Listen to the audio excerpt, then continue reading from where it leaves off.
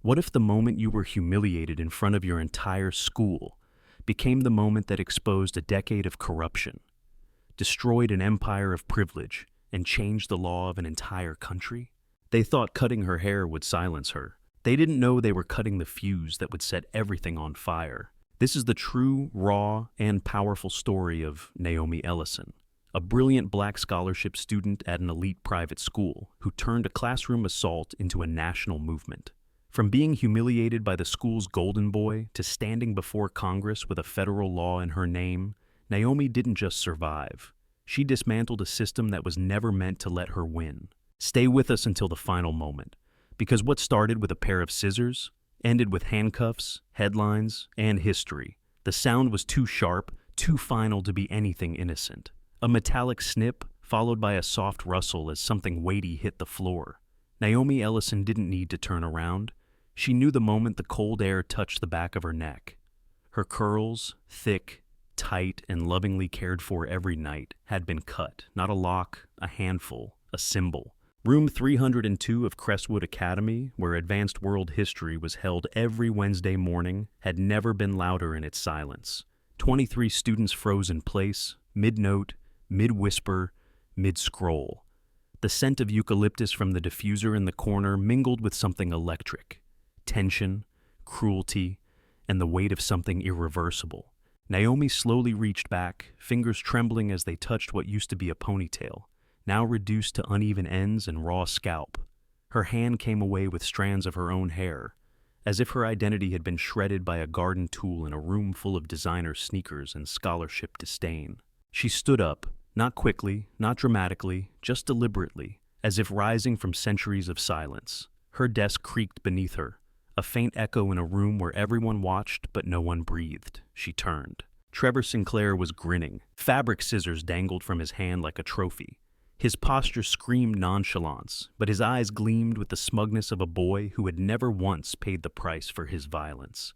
Behind him stood Blake Morrison, Emma Cartwright, and Derek Chen, the holy trinity of Crestwood entitlement. Blake's father ran a pharmaceutical empire. Emma's mother was the editor of a fashion magazine. Derek's family practically owned the hedge fund sector. And Naomi? She was the girl who took the city bus at 5:45 a.m. every morning from the South Side. The girl whose mother worked double shifts at St. Mary's Hospital. The girl who earned her place here not by name or wealth, but by a GPA that never dipped below 4.0 comma, and essays that had once made even Dr. Landon stammer with awe. She was also the girl with the wrong skin tone, in a school that saw diversity as an aesthetic, something to photograph but never protect. Trevor twirled the scissors like a baton. "You look tense," he smirked. "Figured I'd help lighten the load." Behind him, Emma suppressed a giggle. Blake pulled out his phone. Naomi knew they had rehearsed this. Maybe even in that infamous Crestwood royalty group chat that had been whispered about in bathroom stalls. They weren't waiting to see if she was hurt. They were waiting to see if she'd crack. Mr. Greaves, the history teacher, finally noticed the commotion. He turned from the whiteboard, still mid-sentence about the Treaty of Versailles, and took in the scene with the reflexes of a man long used to choosing silence over justice. His eyes flicked to Trevor, the scissors, Naomi's hair on the ground. Then, he did something unforgivable. He cleared his throat, adjusted his glasses, and turned back to the board. "As I was saying," he continued, "the War Guilt Clause, Article 231, was highly controversial. Naomi didn't flinch. She didn't scream or cry. Not because she didn't want to, but because she knew exactly what they wanted her to do. They wanted her to erupt, to give them a clip, a meme, a headline, scholarship girl snaps. So, instead, she walked, each step slow and resonant, toward Mr. Greaves' desk. Her heart was beating so fast she thought it might crack a rib, but her voice came out calm, measured, like thunder behind glass. "Mr. Greaves," she said. He froze, chalk in hand. "Yes, Miss Ellison? I'd like to report an assault." The chalk snapped in two. Someone in the back coughed. Someone else whispered, "Oh, damn," under their breath. Trevor's smirk faltered, just for a second, a crack in his porcelain mask. Mr. Greaves stammered, "Naomi, I think you're overreacting. Let's not make a scene. Boys will be boys and—" "Boys will be boys," she repeated, enunciating each syllable like a blade. "Would you prefer I collect the hair from the floor as evidence, Or should I leave it for the police report I'm filing after class? The room dropped 10 degrees. Phones lowered, mouths hung open. Emma's fake confidence shrank into her Louis Vuitton cardigan. Blake blinked, unsure whether to keep recording. Naomi turned to face them all. Not just Trevor, not just the Trinity, but every single student who had watched in silence. She scanned them like a lawyer before a jury. "I want you all to remember what you saw today," she said, her voice firm, never raised. "Remember who laughed, remember who looked away, remember who did nothing while they touched my hair, my body, without consent." She looked directly at Trevor. "Your father is Richard Sinclair, correct? The Richard Sinclair who donated the new football stadium?" He opened his mouth to reply, but no sound came out. "I just want to be sure," Naomi continued, "so I can name the right Richard Sinclair when this becomes a federal case." She picked up her books, carefully, as if collecting evidence, and walked out of the room with her head high, leaving behind 23 witnesses, one cowardly teacher, and a golden boy whose world had just started to collapse. Naomi didn't know, yet, that what had happened in room 302 would spark a national outcry. She didn't know the depth of Crestwood's corruption or the weight of the secrets she would soon uncover. All she knew was this: they had touched her hair and expected her silence. They were about to learn what it meant to cut down a girl who refused to be small. Naomi Ellison walked straight into the third-floor girls' restroom, locked the door behind her, and leaned against the cold tile wall, her breath steady, not from calm, but from calculation. The world had just taken its shot, and now it was her turn. She turned to the mirror and stared at her reflection. Her hair was uneven, one side chopped like a battlefield casualty. Curls she had nurtured and protected since childhood now littered a linoleum floor 2 hallways away. But she didn't cry. Crying was for girls who still believed the system might protect them. Naomi knew better. She'd known since 3rd grade, when her mother had been mistaken for the janitor during parent-teacher night, and the principal had asked where her real parents were. She took one last look at herself, the uneven lines at the back of her head sharp against the mirror's fluorescent glare. Then she unlocked her phone and made the first call to her mother. Sarah Ellison picked up on the 3rd ring, her voice tired from the 14-hour shift, but soft as ever. "Baby, is everything okay?" Naomi hesitated, because no daughter wants to say it out loud. "They cut my hair in class, Mama, in front of everyone." The silence on the line felt like grief. Her mother's inhale was slow, like she was trying to breathe through concrete. "Are you hurt?" Naomi shook her head, though her mother couldn't see. "Not physically, but yeah, they meant to hurt me." Another pause. Then came the voice Naomi knew so well, the one her mother used when dealing with dying patients, the one full of compassion and fire. "You do what you have to do. I'll handle the rest. Just be safe, Naomi." She hung up before the emotion could overtake her. The second call was to a number she had saved under one name, Only If Necessary. She had received the card at a diversity summit last year, pressed discreetly into her hand by a speaker with piercing eyes and an air of quiet rage. "If you ever need help," the woman had said, "real help, call me." Naomi had never told anyone about that card. Now she tapped it and waited. 1 ring, 2. "This is Alexandra Chen." Naomi swallowed. "Miss Chen, my name is Naomi Ellison. I go to Crestwood Academy. I think it's time." There was no pause. "Where are you right now?" Naomi exhaled. "In a bathroom stall. They cut my hair in front of the whole class. The teacher did nothing, and I have proof. There's a video." Alexandra's voice sharpened. "Do you feel safe right now?" "For the moment, yes." "Good.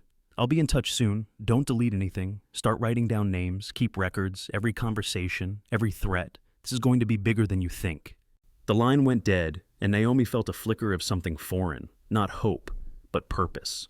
The third call was to a local news station, Channel 9 Investigates, where a woman named Talia had been trying for 3 years to crack the wall of silence around Crestwood. Naomi had once seen her interview a former janitor who'd been fired for reporting mold in the school's kitchen. That story had vanished in a puff of legal threats. But Naomi had something Talia didn't before: video, screenshots, context, and pain. Raw, visible, undeniable pain. "This is Naomi Ellison," she said when the receptionist answered. "A student at Crestwood.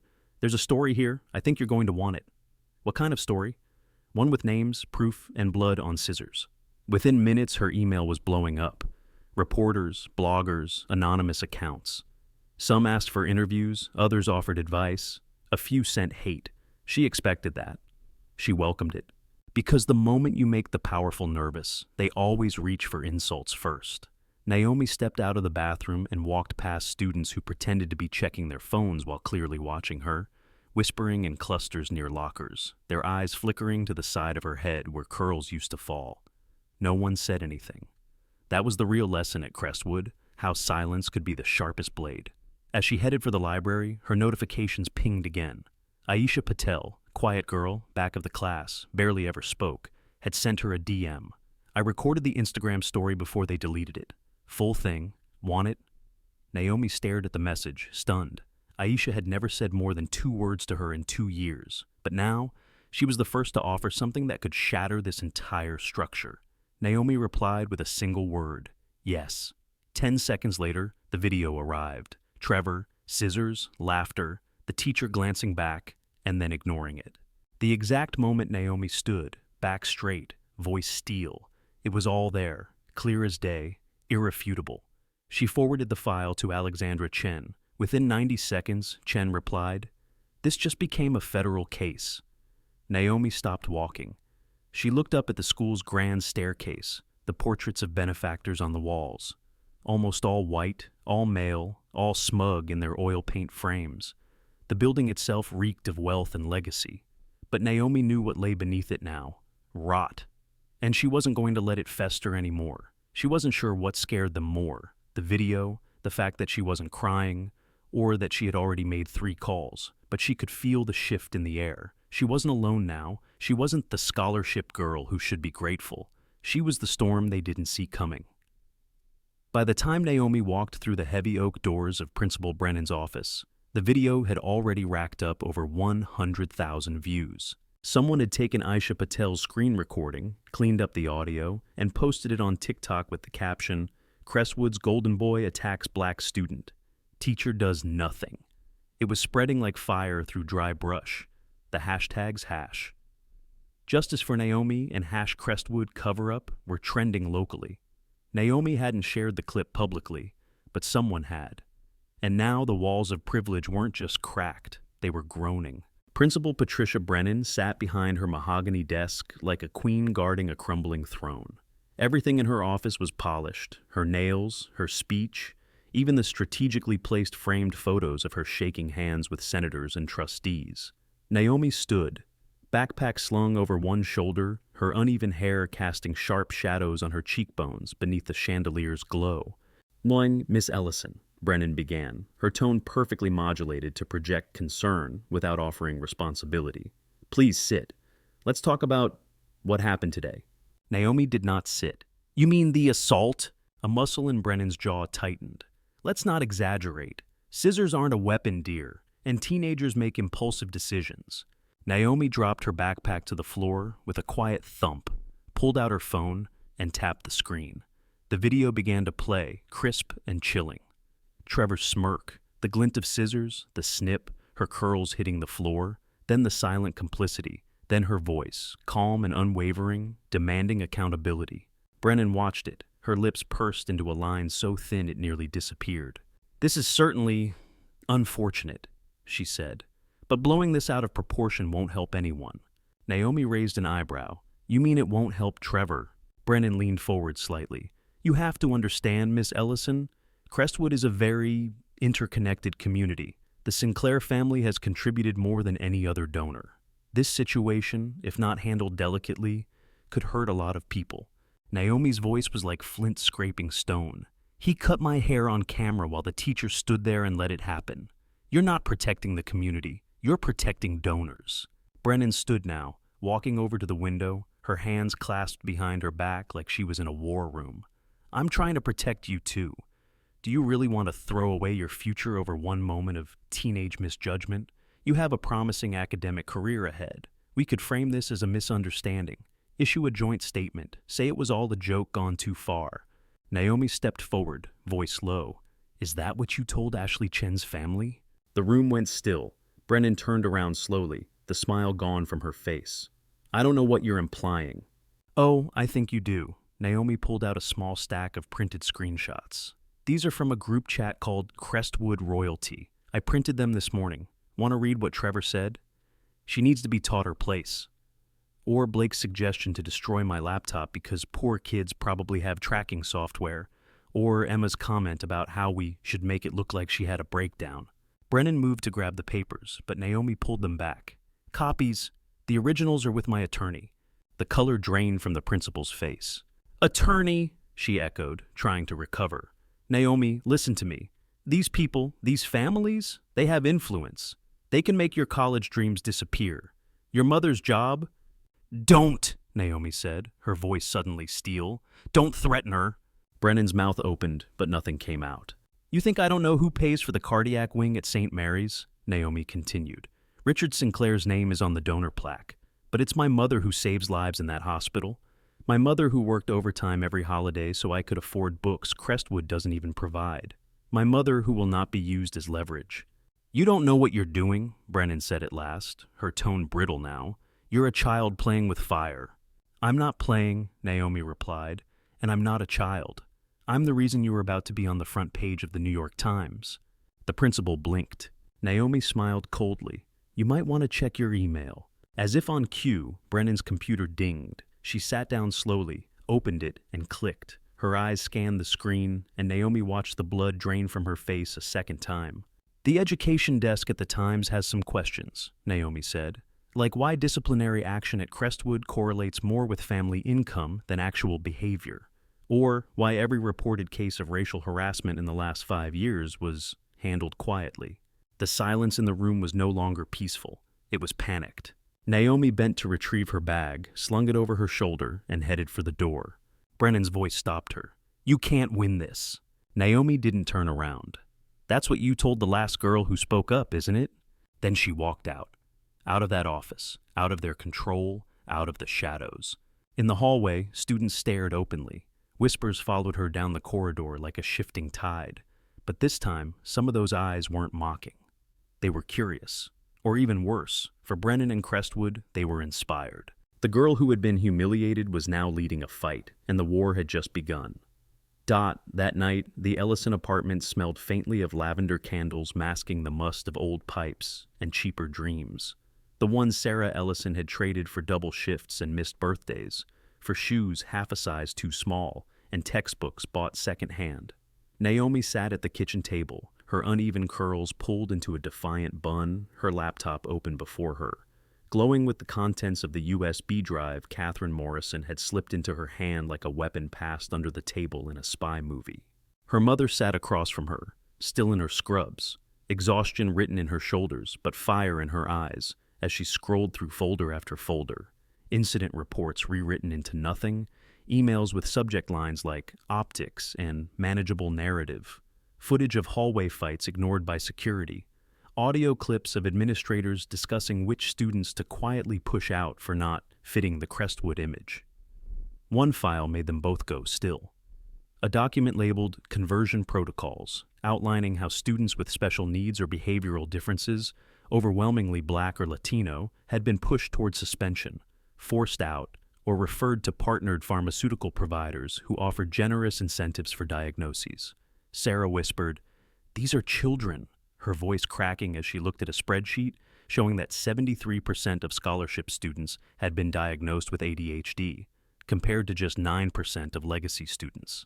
Naomi said nothing, her throat too tight with rage, her hands too busy dragging copies of the files into cloud folders, setting up encrypted backups, writing passwords only she and Alexandra Chen would know.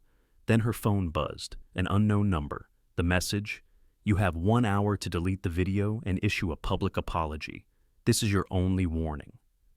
Naomi screenshotted it without flinching, forwarded it to Alexandra, then kept scrolling through the next file. Financial statements showing millions in development donations funneled into accounts offshore. Another buzz. Your mother works night shift at St. Mary's, Gadat's unit, parking garage level B. Amazing how dangerous those garages can be after dark. Naomi's stomach twisted. Not with fear, but fury. She turned the phone to her mother, who read the message with eyes that burned. Then, without saying a word, Sarah reached for her phone, called hospital security, forwarded the message to them, and then again to the police. They're threatening me now, she said quietly. These entitled little... She stopped herself, took a breath, then looked Naomi in the eye. Forward that to me. I'm filing my own report. Mom, maybe we should... Naomi began. Should what? Sarah said, voice hard. Back down? Smile and say thank you while they strip you bare in front of the world? Baby, I've been backing down my whole life. I've smiled when doctors assumed I was the janitor. I've kept quiet when rich patients got priority treatment. I've swallowed every insult, every side glance, because I thought staying invisible would keep you safe. But they came for you anyway, and now they're coming for me. So no more silence. The doorbell rang at exactly 9 p.m. Naomi rose, careful and slow, looked through the peephole. A man in an expensive suit stood outside holding a leather briefcase. Jonathan Hartwell, Chief Legal Counsel of Crestwood Academy. Do not open that door, Sarah said instantly. I'm not afraid of him, Naomi said. Good, but let's keep the chain on. Naomi opened the door just a crack. Mr. Hartwell, late night? His smile was tight. Miss Ellison, I'm here to resolve this unfortunate misunderstanding before it escalates. Assault, Naomi corrected, not misunderstanding. And you're not here to resolve anything. You're here to buy me. His eyes narrowed. I understand your scholarship covers tuition, but not the full cost of school. Books, applications, living expenses. Crestwood is prepared to cover all of that, and more. A full ride to any Ivy League school of your choosing. Living stipend included, in exchange for a joint statement. Naomi tilted her head. Let me guess. We were just kids, no harm intended. Trevor's a dear friend. We've resolved this privately. You're a very intelligent young woman, Hartwell said, almost kindly. Think of your future. Think of your mother. Naomi smiled, a slow blade. That offer might have worked yesterday. But today, Catherine Morrison gave me a flash drive. You know what's on it? Your name, your bank transfers, your offshore accounts. So let me make you an offer. Get off our porch before I add trespassing and witness intimidation to the charges I'm already drafting. Hartwell's mask cracked then. Just for a second. You have no idea what you're dealing with. Naomi's eyes didn't blink. You're right. I thought I was dealing with cruelty. But now I see I'm dealing with cowards. She shut the door in his face. He didn't knock again. That night, Naomi and her mother worked until 3 a.m., organizing every file, labeling timelines, connecting dots. They uploaded everything to multiple clouds, sent copies to Alexandra and 3 investigative journalists, and set up a dead man switch that would automatically email everything to the Department of Justice if something happened to either of them. When Naomi finally crawled into bed, the last message she saw on her phone was from Alexandra. They're going to come for you harder now. Be ready. You're not alone.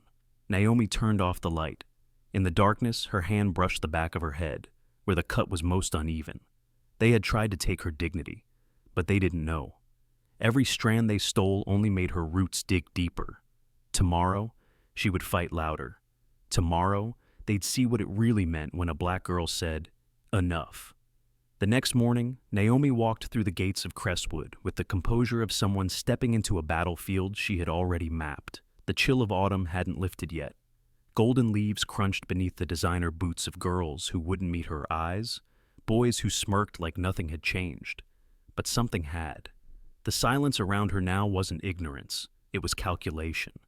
They knew the girl with the hacked curls wasn't backing down, and worse, she was being watched. By the internet, by the media, by people who finally gave a damn.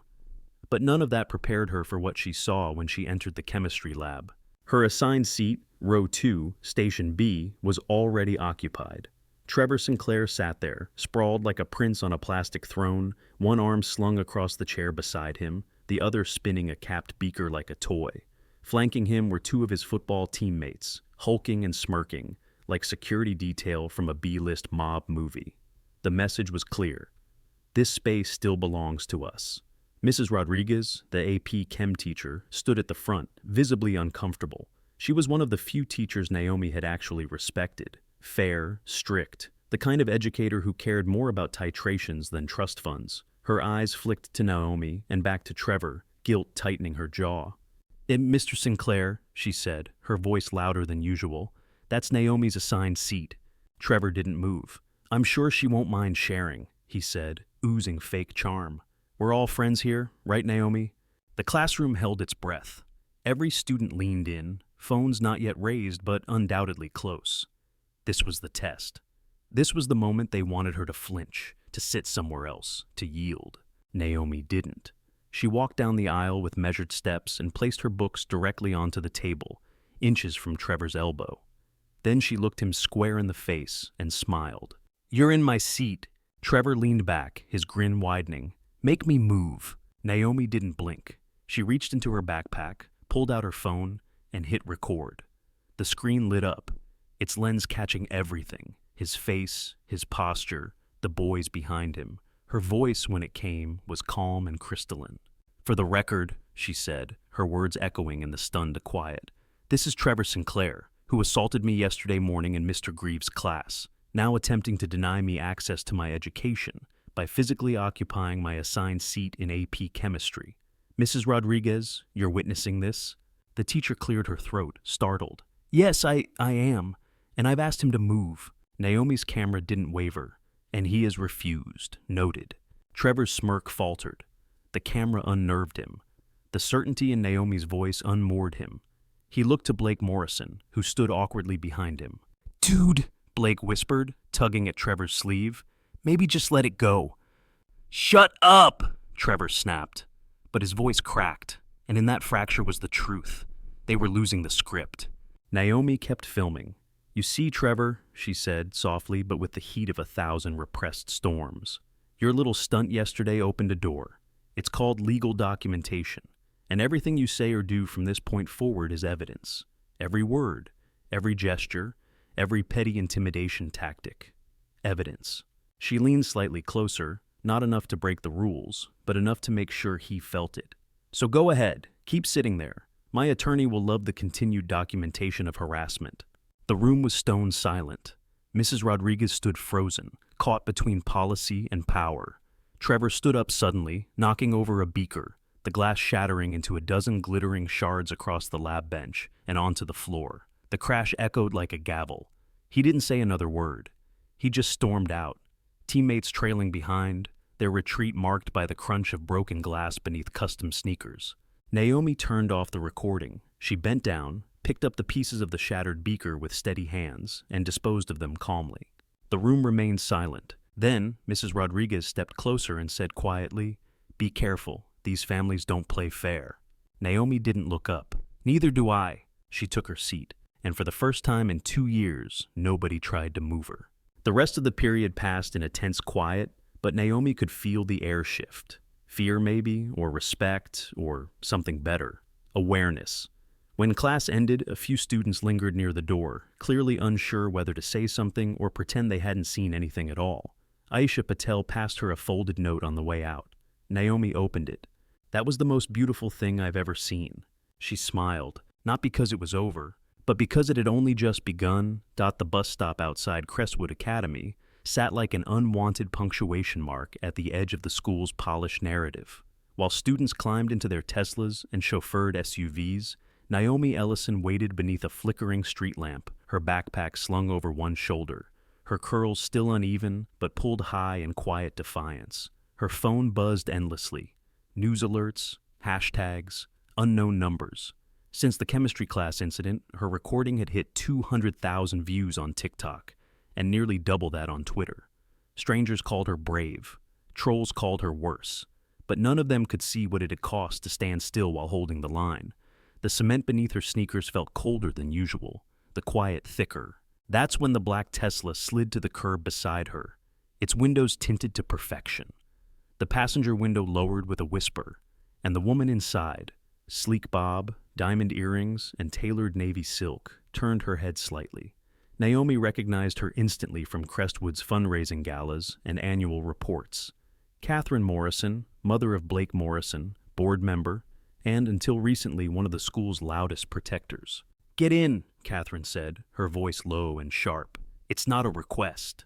Naomi stared at her, unsure whether to laugh or run. "I'm good with the bus." The woman leaned closer. "Naomi, I'm not here to threaten you. I'm trying to stop this from getting worse. Please, before someone sees us talking."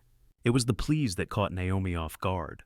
Politeness in Crestwood's elite usually meant manipulation, But Catherine's face, though Botox smooth, carried something deeper, a kind of grief too old to be faked. Against her better judgment, Naomi got in. The car smelled like expensive leather, like bottled calm.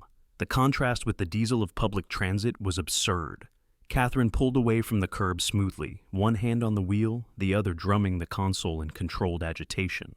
"You have no idea what you've started," she said without preamble. "The video, the threats, the lawyer you're working with. Do you think you're the first to challenge Crestwood?" "I think I'm the first with proof," Naomi replied. Catherine gave a short, humorless laugh. "You sweet, naive child." Naomi turned her head. "Excuse me?" "5 years ago," Catherine began, eyes still fixed on the road, "there was another family, the Johnsons. Their daughter Maya was being systematically harassed. Notes in her locker, test scores changed, even a staged plagiarism scandal. They had video too, witness statements, emails." Naomi's pulse quickened. She'd heard whispers of the Johnsons, how they had vanished from town after disciplinary issues, but no one had ever spoken it plainly. "What happened to them?" Catherine exhaled through her nose, fingers tightening on the wheel. "Mr. Johnson's job was eliminated due to restructuring. Mrs. Johnson's business was audited. Their mortgage was called in early. Their daughter's college apps disappeared or arrived with sudden addenda. They left town bankrupt, discredited, and silent." The car stopped at a red light. Catherine turned, looked Naomi full in the face. "That's what happens when you fight Crestwood. They don't just beat you, they erase you." Naomi stared back, her voice steady. "Then why are you telling me this?" Catherine hesitated. Then she reached into her designer purse and pulled out a small black flash drive, set it in the space between them like a loaded pistol. "Because unlike the Johnsons," she said, voice raw, "you have something they didn't. A following, momentum, and because I'm tired." Naomi frowned. "Of what?" Catherine blinked. "Of helping build monsters." There was silence. "My son," she continued, her voice breaking slightly, "used to be a decent boy, but I watched Crestwood turn him into someone cruel, because cruelty here is rewarded, encouraged, protected. And I stayed quiet. Even when my daughter, his sister, nearly ended her life rather than return to school. We sent her to Switzerland, told everyone she needed a wellness retreat. But I know the truth, and I know the cost of silence." Naomi picked up the flash drive slowly. "What's on it?" 15 years of secrets," Catherine whispered. "Every cover-up, every donation used as hush money, emails, videos, payoffs, medical records, disciplinary manipulation, even connections to pharmaceutical kickbacks. It won't save you, but it'll burn them all down." Naomi gripped the drive like a matchbook soaked in gasoline. "Why me?" "Because I've watched the tapes," Catherine said, turning back to the road. "And when you stood up in that classroom, I saw something none of us ever had the guts to do. I saw a girl who wasn't scared of being erased." The car pulled into the curb outside Naomi's apartment. The contrast was jarring. Modest brick, peeling stair rails, laundry lines visible from the fire escape. Catherine placed a hand on the steering wheel, knuckles white. "They're going to come at you harder now. Your scholarship, your mother's job, your future. But that flash drive contains enough to put people in prison, including my husband. Use it wisely." Naomi opened the door slowly. The autumn wind hit her face like a second slap. She turned back to Catherine. "Why are you doing this, really?" The woman didn't smile. "Because I want my daughter to come home, and I want her to come back to a world where girls like you don't have to burn for daring to shine." Naomi nodded once, then stepped onto the sidewalk, the door clicking shut behind her. The Tesla pulled away. Naomi stood there, the flash drive now heavy in her pocket, waiting like a truth with teeth. Her phone buzzed again, a new message from an unknown number. "You should have taken another seat in chemistry. This isn't over." She took a screenshot, added it to her growing file, let them come. Because now she had fire. And now she had proof. The flash drive felt radioactive in Naomi's jacket pocket as she climbed the stairs to the apartment, each step echoing against the narrow hallway like a countdown. Inside, her mother was at the kitchen table, half-finished paperwork and medical charts spread across the laminated surface. Naomi didn't need to say a word. She pulled the drive from her pocket and placed it between them like a detonator. Sarah stared at it in silence for several seconds before reaching out with careful hands, as if it might bite. "What is that?" she asked. Naomi sat down, her voice quiet but sharpened by everything she'd absorbed since the moment scissors touched her scalp. Proof. 15 years of it, cover-ups, payouts, illegal referrals, medical fraud, emails, footage, names, dates, everything. Her mother didn't flinch. She just asked, "And who gave this to you?" "Catherine Morrison," Naomi said, and watched as the name hit the air like a cold draft. Sarah's eyebrows rose, the skepticism written across her face. "That woman's son helped cut your hair, and her daughter almost didn't make it out of Crestwood alive," Naomi said. "She's tired of covering for them. She wants it all to end, even if it means her husband goes down too." Sarah shook her head slowly, her expression caught between disbelief and dread. "Do you know what you're about to bring down?" Naomi leaned forward, her fingers tight around the flash drive. "No, but I know what they've already done. To kids like me, to moms like you, to families who didn't have a Catherine Morrison whispering from the inside." Just then, her phone rang. Not a text, not a DM, a real call. The name on the screen made her sit up straighter. Alexandra Chen. She answered instantly. "Miss Chen, Naomi," Alexandra interrupted, her voice crisp and alert. "I just reviewed the first batch of files you sent. This goes far beyond assault or harassment. This is systemic, deliberate, and most of it is criminal." Naomi glanced at her mother, who had gone still, listening. "I thought it might be," she said, "but I didn't know how deep. Deep enough that the FBI, the Department of Education, and the IRS will all be interested," Alexandra continued. "But you need to be careful. Crestwood will try to eliminate the threat before the damage spreads." "They're already trying," Naomi said. "Threats, blackmail, even came after my mom's job." "Expected," Alexandra replied, unfazed. "Listen carefully. There's an emergency board meeting scheduled for tomorrow morning. They've drafted a motion to have you expelled. Grounds are creating a hostile learning environment and inciting public defamation." Naomi's stomach dropped. "What?" "They're moving fast," Alexandra said. 6 out of 11 board members have already agreed. They just need one more to vote you out. They want to shut you up before the media and law enforcement catch up." Naomi stood from the table, pacing as her mother followed her every movement with worried eyes. "Then I won't go alone," she said. "I want you in that room." "I'll be there by 7 a.m., Alexandra confirmed. "Bring the flash drive. Make sure it's backed up in 3 places. Also, start recording everything, every conversation, every message, every meeting from now until this is over." Naomi nodded, as if Alexandra could see her through the phone. "Done." "And Naomi," the attorney added, her voice softening for the first time, "no matter what happens tomorrow, don't let them make you small. That room will be filled with suits and wealth and power, but none of that matters when you speak truth in front of witnesses. Hold the line." Naomi ended the call and sat back down. Her mother hadn't said a word. She just stared at her daughter, the child she'd raised on rationed groceries and borrowed Wi-Fi, now preparing to walk into a firestorm armed only with evidence and courage. "You don't have to do this alone," Sarah finally said. "I've got you." Naomi reached across the table, took her mother's hand. "Tomorrow morning, I'm walking into that room with everything they ever tried to bury. They made a mistake cutting my hair, Mom. They thought it would make me shrink. But it's the only reason I saw the rot for what it is." Sarah's voice was quiet but fierce. "Then cut them down, baby. Cut every lie, every cover-up, every person who watched kids get hurt and said nothing." Naomi nodded. That night, they didn't sleep. They organized files into folders labeled financial crimes, medical abuse, cover-ups, donor influence, administrative complicity. They created timelines, prepared statements, printed screenshots, and loaded cloud drives. Naomi backed up the flash drive to 3 separate encrypted locations, one with a dead man's switch that would activate if she didn't log in within 72 hours. By 4 a.m. And the flash drive wasn't just a tool, it was an arsenal. At 6:15 a.m., Naomi stood before the mirror in their narrow bathroom, scissors in hand. Her uneven hair reflected back at her, like the battlefield it had become. With steady fingers, she snipped away the jagged edges, shaping the mess into a sharp, clean bob. No more hiding, no more flinching.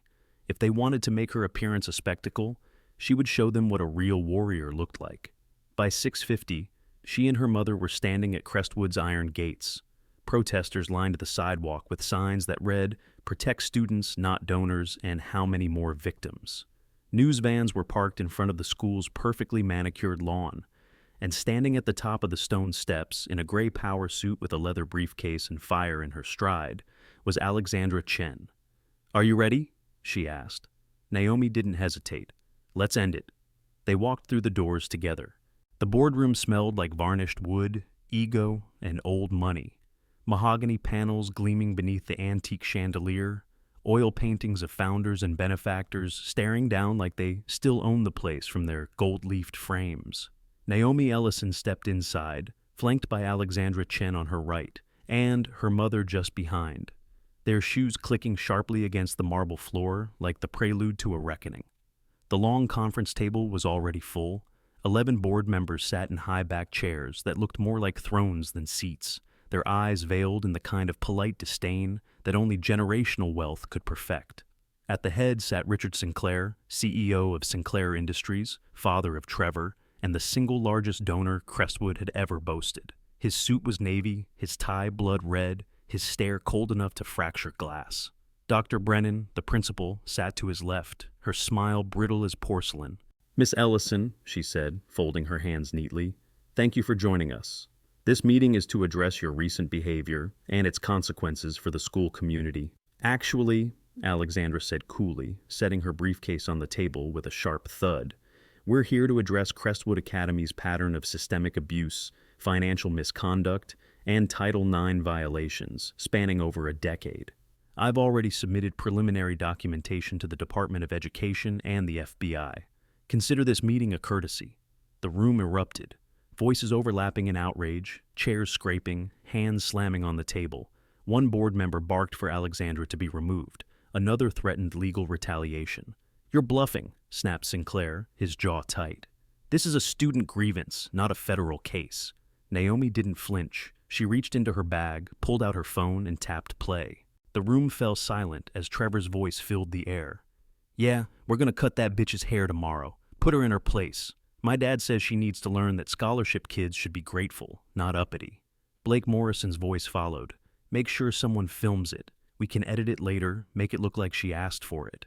Then Emma Cartwright's, "If she complains, just say she's unstable, mental health issues. No one believes trailer trash over us." The silence afterward was deafening. No one moved. No one spoke. Faces paled, jaws tightened, hands twitched toward water glasses and legal pads like talismans. But Naomi wasn't finished. She played another clip, this one from the flash drive. Dr. Brennan's voice, clear and unmistakable. "The Johnson family is becoming a problem. They have evidence of the assault. We need to handle this like we did with the Martinez situation." Then Sinclair's cold reply, "I'll make some calls. By next month, they won't be able to afford groceries, let alone lawyers." Dr. Brennan turned gray, her hands trembling in her lap. Alexandra stood. "You now have a choice," she said, scanning the table. "Resign immediately and cooperate with federal investigators, or be named individually in a RICO suit alongside evidence that includes embezzlement, witness tampering, medical fraud, and conspiracy to obstruct justice." "You can't prove," one board member began, but Naomi cut him off. With a press of a button, the screen behind her flickered on, displaying a spreadsheet, years of donation records linked to hush payments, email threads arranging disciplinary removals of whistleblower students, security footage of incidents previously reported as accidents. 15 years, Naomi said softly. 15 years of families ruined, kids pushed out, victims silenced so you could keep your statistics clean and your endowments growing. How many scholarships did you revoke because the recipients refused to be quiet? How many assaults did you bury under a miscommunication? How many children did you let suffer to protect your image? Sinclair stood, his voice barely restrained rage. "You think you've won? You have no idea what I'm capable of." "Actually," said a voice from the doorway, "we do." Every head turned as a man in a dark suit and badge stepped into the room. "Agent Martinez, FBI," he said, lifting a document. "We have a warrant for the seizure of all administrative records related to financial transactions, disciplinary actions, and donor communications at Crestwood Academy, effective immediately." Behind him came 3 more agents and a forensic tech team rolling equipment. "Richard Sinclair," Agent Martinez continued, "please step away from the table, hands visible." The color drained from Sinclair's face. He opened his mouth, closed it, then slowly raised his hands handcuffs clicked behind him. As he was led out, his eyes locked onto Naomi, pure venom spilling from his glare. "This isn't over!" Naomi met his gaze without blinking. "Yes," she said, voice calm and final. "It is." In the chaos that followed, Dr. Brennan was escorted from the room, tears streaking her mascara. 3 board members attempted to flee, but were stopped by agents at the stairwell.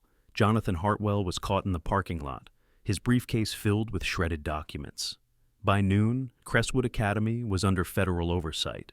By evening, Naomi's name was on every major news outlet in the country.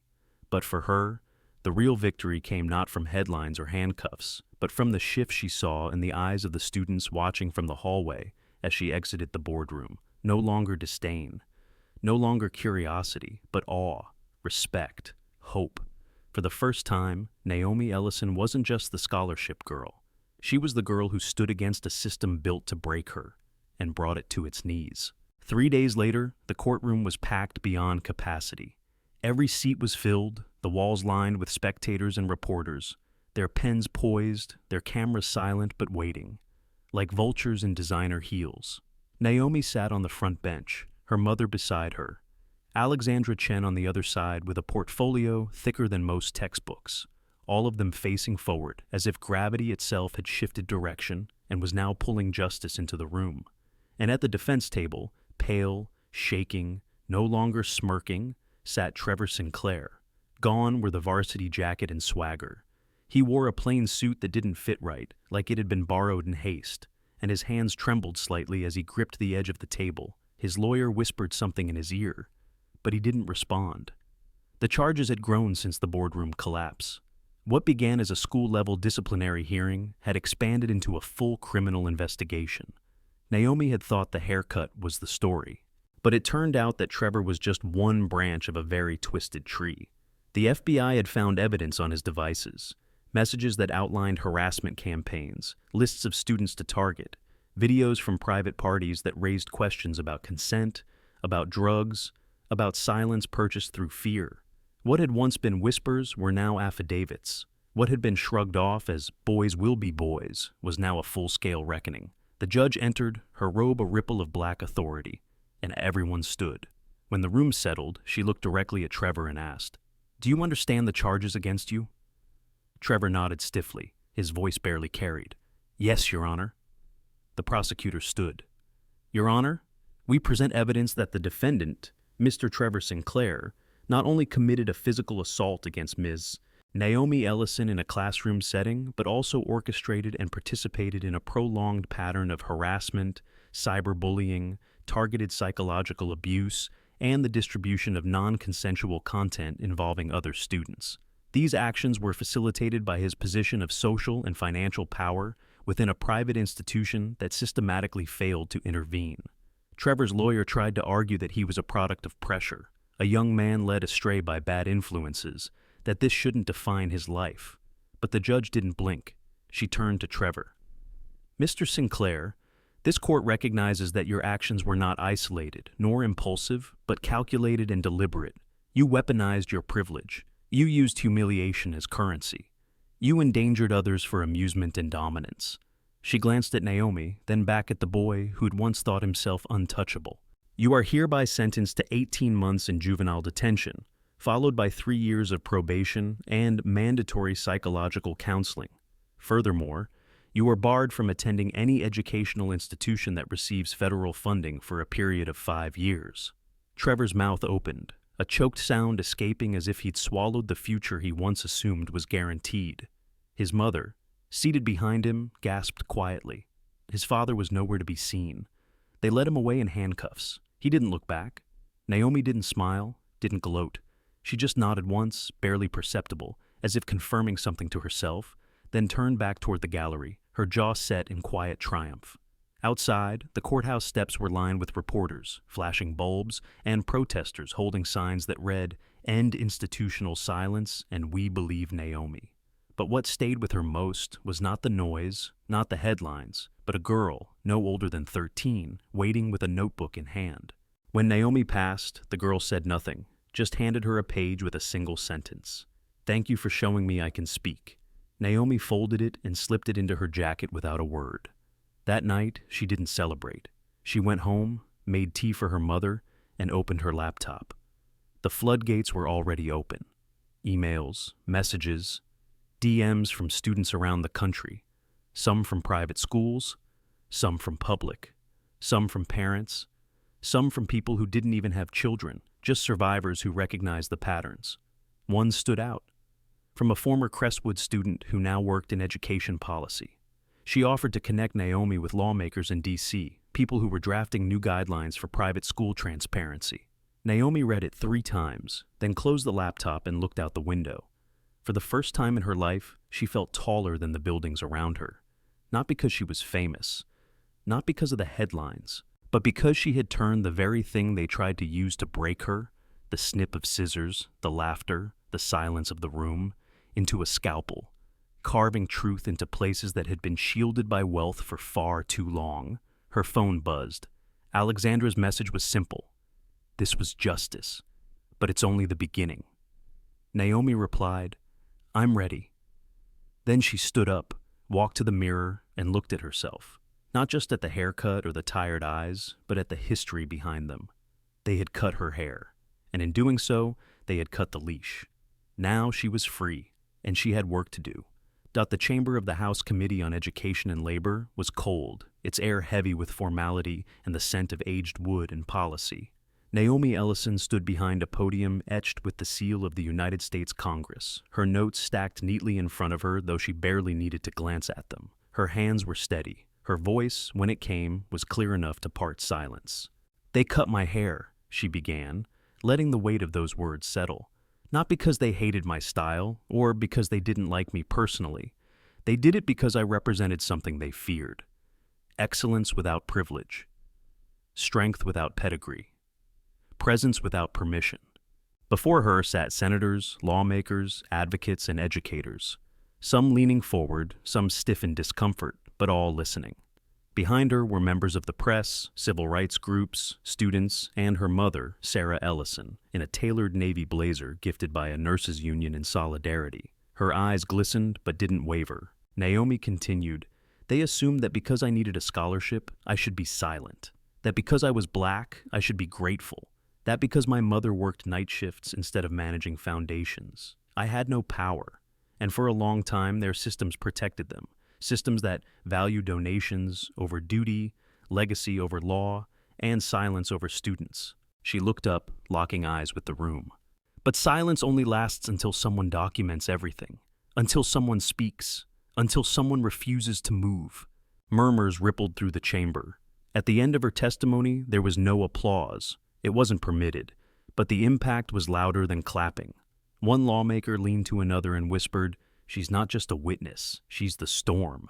What followed was months of drafting, negotiating, and fighting.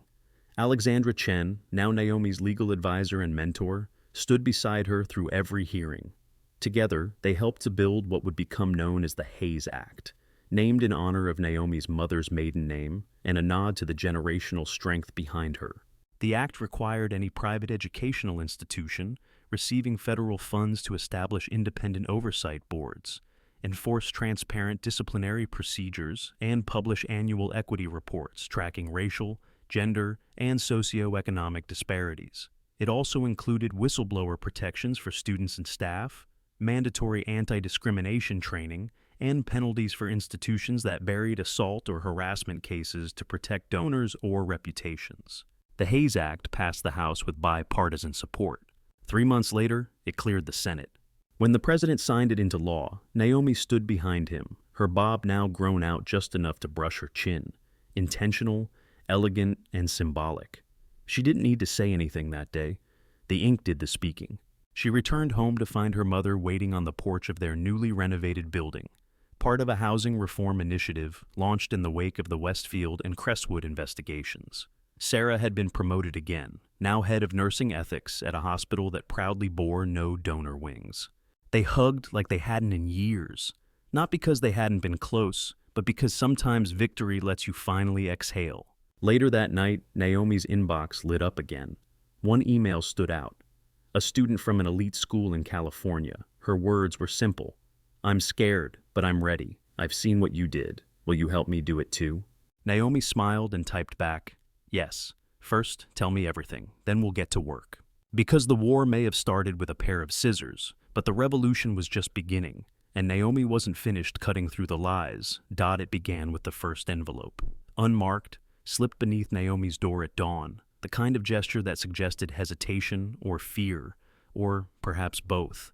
She opened it cautiously, expecting anonymous threats, more veiled warnings, but what she found inside stopped her cold.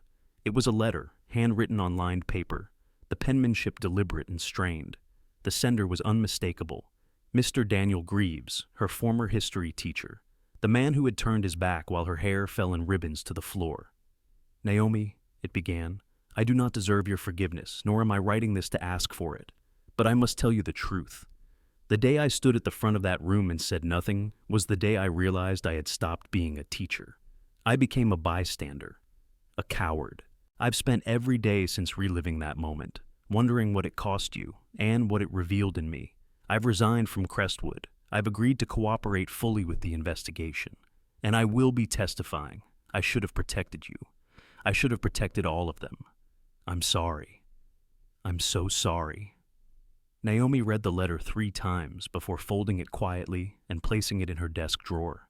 Not to forget it, but to remember what accountability could look like, even when it came late.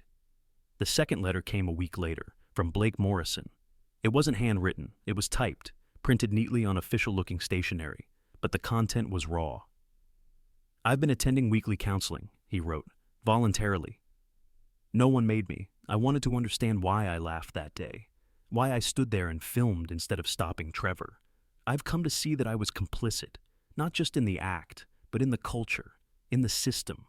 I can't undo what I did, but I can spend the rest of my life trying to make sure other kids don't repeat it.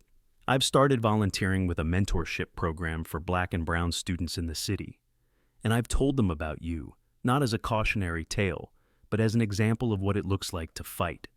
Naomi responded to that one, a single line. Don't stop fighting, not even when no one's watching. Then came the hardest one, a letter from Catherine Morrison, again. But this time, typed with trembling paragraphs and signed in blue ink. Naomi, it read, I'm writing to tell you that I've filed for divorce. I've given all my testimony to the federal investigators, and I've agreed to return all Crestwood financial bonuses I received over the past 15 years. My legal team fought me, said I didn't have to, but I did it anyway. Because this isn't about optics, it's about cleaning the rot from my own life. My daughter has returned home. She read your speech before Congress and she cried, not because it reminded her of what happened, but because it showed her that healing is possible. I cannot undo the years I spent defending that school, but I can spend the rest of my life standing with the kids it tried to destroy. Naomi didn't respond to that one. Some wounds deserved a scab without interference, but she saved it too. Proof that even within systems of power, there were cracks that let light in. Letters turned to emails. Emails turned to calls. Parents of students Naomi had never met reached out to thank her. Teachers at other private institutions contacted her anonymously, sharing similar patterns of silence, complicity, pressure from above. Whistleblowers emerged, inspired by what Crestwood's fall had exposed. Naomi cataloged it all, every story, every signature, every receipt. Alexandra helped her establish a public database, the Ellison Archive, a searchable hub for institutional accountability in private education. It quickly became a resource used by investigative journalists, civil rights attorneys, and even school counselors looking for leverage against internal suppression. At one point, an education reform group reached out and asked if she'd consider a leadership role. Naomi politely declined, not because she wasn't ready, but because she had work left unfinished. She wasn't interested in joining an institution. She wanted to keep dismantling the ones that hurt people like her. She visited Crestwood one last time that winter. The gates were locked. The building had been sold, its assets liquidated, the funds reallocated into scholarships for underserved students across the state. The building that once rang with entitlement and silence was now undergoing renovation to become a public charter school focused on equity and mental health. A banner hung above the scaffolding, future home of the Rosa Parks Academy for Justice and Inquiry. Naomi smiled, the wind whipping her scarf as she stood on the sidewalk, remembering every step she had taken to get here. The scissors, the laughter, the silence, the 3 phone calls, the flash drive. She pulled out her phone, opened her camera, and took a photo of the gate. No caption. Just a moment. Just a closing. Just a beginning. Then she turned away, not to leave anything behind, but to move toward whatever and whoever needed her next dot. Naomi Ellison stood in front of a sea of faces. Some young, some old, some exhausted, but all alert as the conference hall in Chicago buzzed with a nervous energy that reminded her of the courtroom, the boardroom, the classroom. But this was different. This wasn't a fight. This was a gathering of survivors, reformers, educators, whistleblowers, and students from every corner of the country. There not to watch her break a system, but to learn how she did it so they could do it too.